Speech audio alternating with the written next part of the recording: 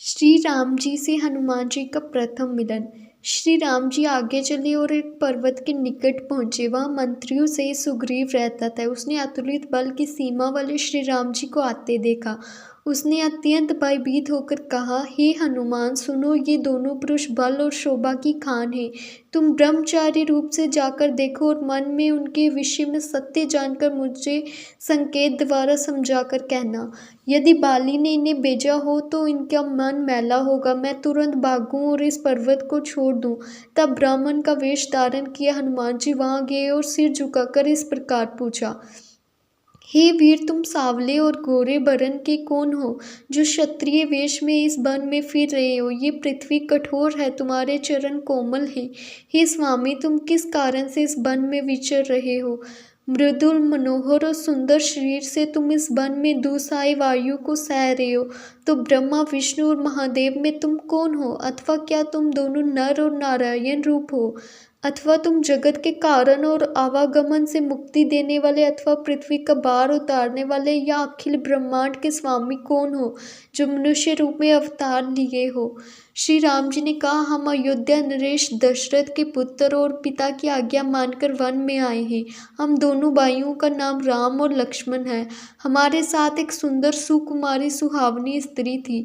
उस विदेही को यहाँ राक्षस हर ले गया। हे विपर, हम उसी को खोज रहे हैं। हे विपर, अपना चरित्र तो हमने कहा, अब आप अपनी कथा समझाकर कहिए। तब हनुमान जी प्रभु को पहचान कर उनके चरणों पर गिर पड़े। हे पार्वती, वह सुख वर्णन नहीं किया जा सकता। श्री रामचंद्र जी के उस वेश की रचना को देखकर शरीर ऐसे पुलकित हो गया कि मुख से वचन न निकला। फिर हृदय में धीरज धरकर अपने प्रभु को पहचान बड़ी स्तुति की और बोले, हे स्वामी, मैं तो अनजान होकर पूछता हूँ, किंतु आप भी मनुष्य के ही समान अनजान होकर कैसे पूछते हैं?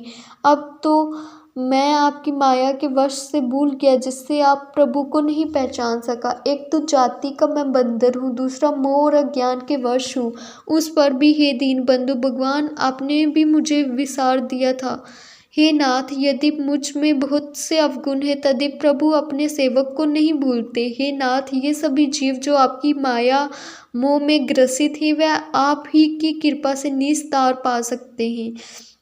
उस पर हे श्री रामचंद्र जी, मैं आपकी दुहाई देता हूँ कि मैं कुछ भी भजन और साधन नहीं जानता। सेवक स्वामी और पुत्र माता के ही भरोसे रहते हैं, सो हे प्रभु, उनका पोषण करना ही पड़ता है। ऐसा कहकर व्याकुल हो चरणों में गिर पड़े और अपना रूप प्रकट किया। उनके शरीर में प्रेम छा गया। तब श्री रामचंद्र जी ने हनुमान जी को उठाकर अपने नेत्रों के जल से सींचकर उन्हें शीतल किया।